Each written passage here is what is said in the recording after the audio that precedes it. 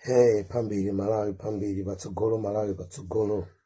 Ndale pambuyo kusankhana mitundu pambuyo, katangale pambuyo, kusankhana zipembedzo pambuyo. Malawi patsogolo. Amawa zanga ine ndiyambe nkuthokoza kwa ma stakeholders onse amene mwayesetsa ndithu kuti Malawi makamakazi mayi anyamuke paja pa Durban pa Sherwood pa ground paja.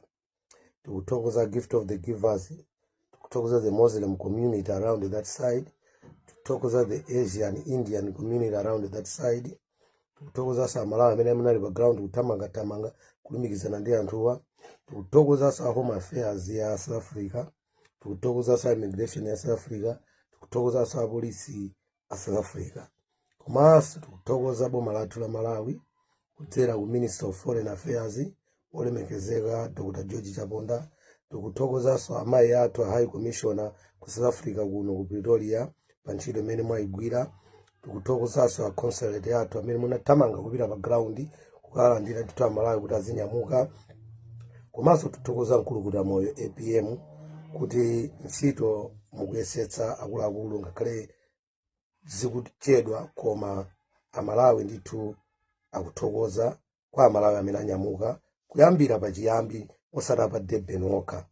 Chifukwa tikawerengera kuyambira pachiyambi Amalawi amene anyamuka ukafika ku Malawi right now mwina mothandizidwa ndi boma mwina akwana 2000.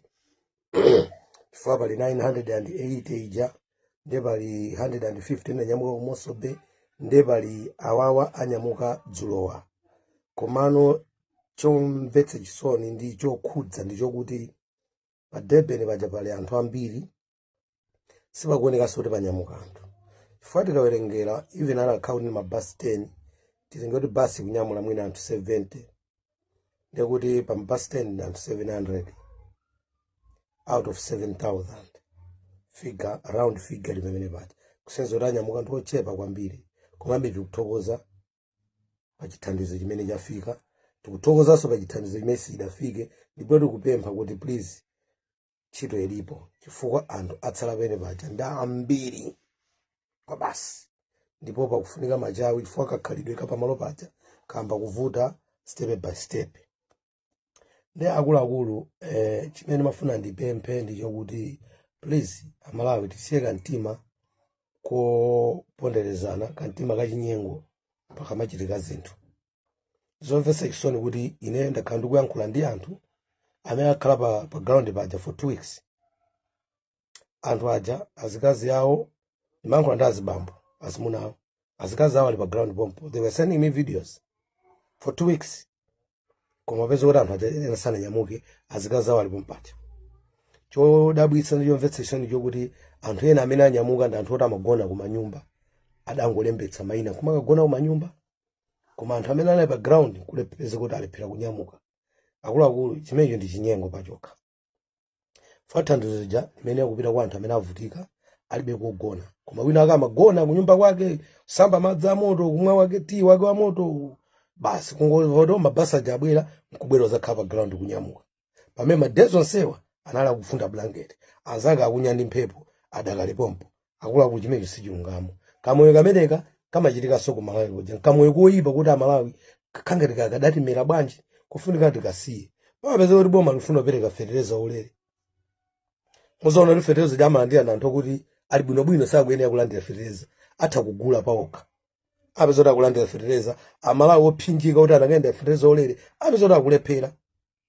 Khalidwe lake ndi limene lachitikanso mpaka na kuno, anthu oti anakaenda kukwera mabasi aulere ena alephera chifukwa cha dyera la anthu ena, nkhwidzi za anthu ena, kuyipa moyo kwa anthu ena. Zimene zakuluakulu zisike. Anthu asabe pajanda ambiri. 2 weeks munthu kugona pa mtetete si chinthu chabwino yayi. Ndi wina akugona kunyumba kwako basi ukangodumphira basi kumapita. Komanso tikumva kuti anthu ali pene paja suli ndi okhoka ku Durban, ena achoka Eastern Cape, ena achoka Joburg, ena achoka kupita Maritzburg. Akuluakulu kusenza kuti ukunyamula katundu uchoka naye ku Joburg kupita ku Durban kuti ukakwere basi yaulere. Doesn't make sense. Transport imene ukuonongayo usangonjezera unyamuka kumapita ku Malawi bwanji. Akuluakulu tizikhala ndi mtima wachikondi.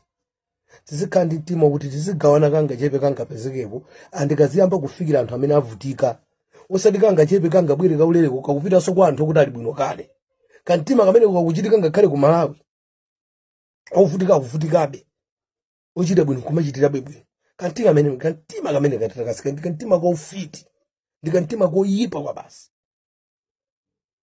zimene sizinatisangalatse ndikukhulupirira soti anthu ambiri sanasangalale nazo ndikukhulupirira soti anthu ambiri sasangalala nazo si zinthu zabwino anthu asala mbirimbiri pene pacha china chimene mafuna ndipemphe kuti aboma kuti kodi aboma pakuoneka kuti ine tapanga kafukufuku wanga ifane sema kufikira ngubwata pano ndimapanga kae kafukufuku wanga ndapanga kafukufuku wanga anthu amandiuza kuti ife tifuna kupita kwa mabasi ali full inenso I tried to book those buses ngati ndikufuna kupita ku Malawi which ndimapeza kuti anthu ena akundi mabasi ena akundika mpaka na pa 15 July ena pa 10 July which it shows kuti mabasi ali fully booked so that Malawi they are willing to go mwabwinobwino komanso pala ambiri amene akufuna kupita mwayi wookha ndine mafuna kupempha mwachangu changu nthawi yatha ndimafuna kupempha aboma kuti kodi sizingatheke inu ya boma la Malawi kukambira ndi Minister of Transport ku South Africa kuno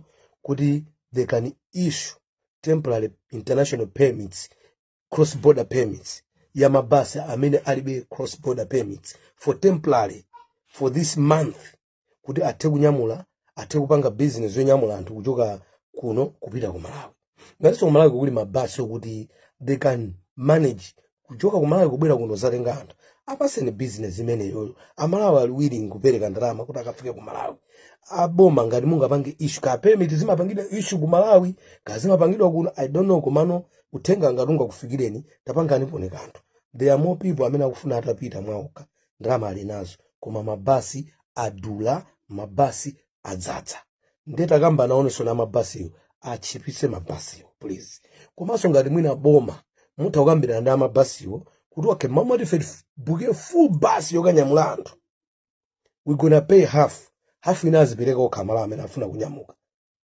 ino mukangatiso mwathandiza Malawi kwambiri kuti amene mabasi ali kale kunowa angonyamula Malawi kumapita ngati pali mwayo panga issue ma temporary cross border permits do that kuti anthu anyamuke anthu ena afuna kuzipulumutsa okha abalanga pepani pokudyerani nthawi yanu koma ine ndimafuna kuyima pa chilungamo ndipo ine ndizema pa chilungamo chifukwa Malawi ndimamuyika patsogolo ine ndimakonda Amalawi anzanga sine munthu ochita bwino sine munthu olemera komanso nane ndikuvutika koma ndimatha kumvetsetsa mavuto sa munthu wina kuti mavuto a munthu wina anyanya Amalawi amene tili bwinobwino tili safe please sapangire malo anthu amene avutika tiyenda siyena apite Amalawi amene tili ndalama zakuthekera kunyamuka please I'm encouraging you every day every time kuti nyamukani muzitani muzipita ndimonyadira na Malawi zikomo kwambiri